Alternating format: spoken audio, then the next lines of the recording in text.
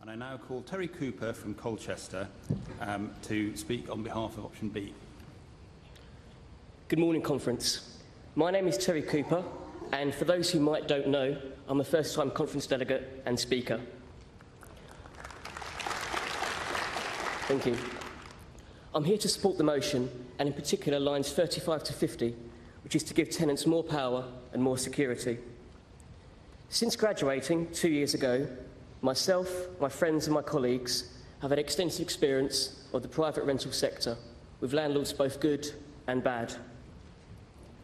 Over the last 10 years, as house prices have risen beyond the reach of ordinary working people, the private rental sector has grown, so never has the need for better security for tenants and more checks for landlords been more prominent. At my previous apartment, where I stayed for 18 months, I had a landlord who, to put it mildly, was absolutely terrible. There was little to no communication with him at all. Every time something went wrong with the flat, he did nothing at all. I had a damp patch on my wall, which was never sorted out. My extractor fan was never fixed. And in a faintly comic tale, one morning I awoke to a mighty crash. I went into my living room to investigate, and I saw that a pigeon had flown through the window, completely smashed it, and left the window completely in need of repair. I spent the next 3 hours on the phone to the landlord, trying to get something sorted out, but it took him over a week before he even responded. Now, as a young boy, I used to watch Blue Peter, so in the best interests, I attempted to fix the window myself with some cardboard, some black bin bags, and of course, sticky back plastic. Conference, this was unacceptable, both in terms of my attempted fix and the landlord's delay in his response. Supporting the motion would ensure better protection for tenants. We could see longer tenancies, such as the German model, where tenancies of 5 years are routine.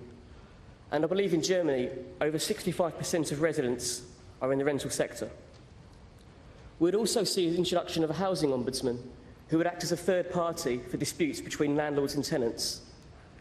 Now, in my case, I could have seen my issue dealt with quickly and efficiently.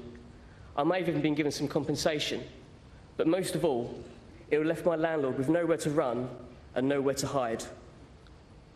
With regards to option A or option B, I urge you, conference, vote for option B. Require private landlords to obtain licences from their local authorities.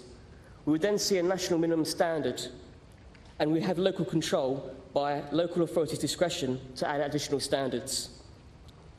This would push up standards nationwide for private landlords and ensure that rogue landlords are not allowed to rent out properties.